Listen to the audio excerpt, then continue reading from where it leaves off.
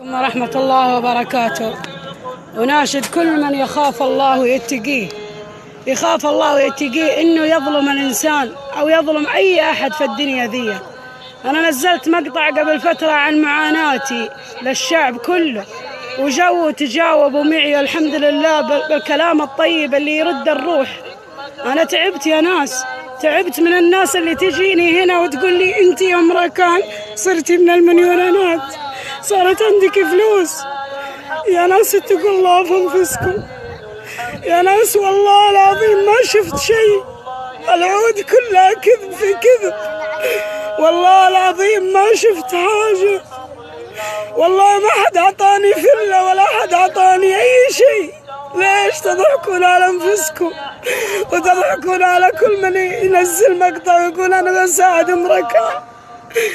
يا ناس والله تعبت خلاص، تعبت من الأكاذيب اللي يقولونها. كل من جاني هنا في بسطتي يقول لي امرأة أنت، يقولون إنه أعطوكي وأعطوكي. الوعود كلها كذب، ما فيها حقية من الحقيقة.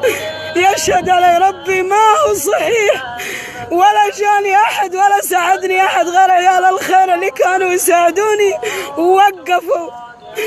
والله العظيم والله العظيم إني تعبت من الكلام اللي يقولونه لي. أنت يا امرأة فسقتي، أنت يا امرأة كذا كذا. والله مو صحيح، ولا شفت بيت ولا شفت ولا حاجة.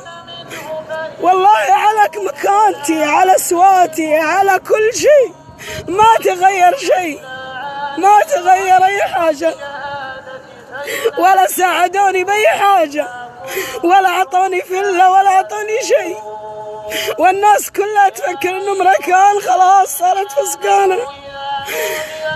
دخلوا بمقطع انهم يريدون انه يقولون انه خلاص احنا متكفلين امرأة. ما حد تكفلني ولا واحد وقف معي، مجرد انهم يبي يقطعون المقطع، يبي